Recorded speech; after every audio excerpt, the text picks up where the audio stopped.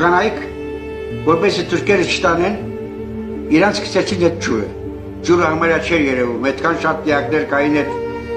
ջրի երեսին։ Շարունակեցինք մենք ճանապարհը մի քիչ եկանք, մի թուրք մոտեցավ, քաշքշեց, որ ինձ տանի։ Մայրս դիմադրեց, մորս գլխին խանչալով խփեց, մի ուրիշ թուրք եղբորս վերցրեց։ Ինձ ու եղբորս տարան այդտեղ։ Մայրս իր ամենափոքր իմ քրոջս մեկել, որ եղբորս կնոջ հետ շարունակեցին ճանապարհը։ Սկսեցին ինձ շարվեցնել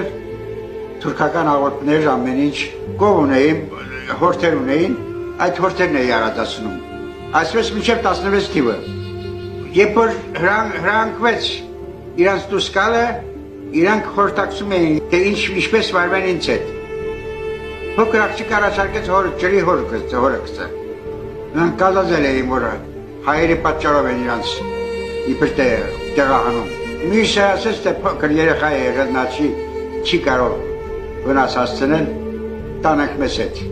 Ճանապարհ ընկա իրանց հետ։ Դեպի Չեպաստիա, ավելի խորը, Անատոլիայի խորքերը։ Մի օր գնալուց հետո դրանց մեծ աղջիկը մահացավ։ Ուշադրությունը ինձ վրա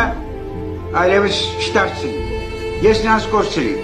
Մի թուրք մոտեցավ, դու մի ասի հետագայում իմացա, որ դա ավազակապետ է, տարավ իրանց տուն։ Այնտեղ տիֆ ընկավ ու առողջներին տեղափոխեցին Սևազի շրջակայքում նախկին ձորարոցները։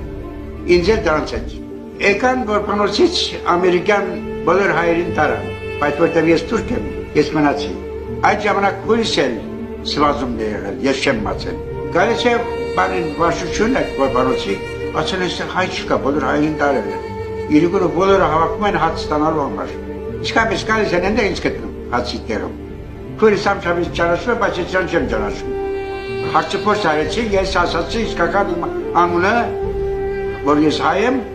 քույրս ինձ բերեց այդ ընտանիքը, որտեղ որ ինքն էր, որ ինձանից հետո որ ինձ տարան մայրս շարունակեց ճանապարհը, մինչև Խարպեշ պոտկով գնում են։ Քույրս մորս հայտնել է Խարպեշ, նրանք կապ են ունեցել, նավարարություն ունեցել, որ ինձ գտել է իր մոտ եմ, ես գտնում։ Ամշաբես խնդրում է կազմակերպում է մեզ տեղափոխության համար։ Մենք քրոջս հետ միասին գնացինք Խարպեշ։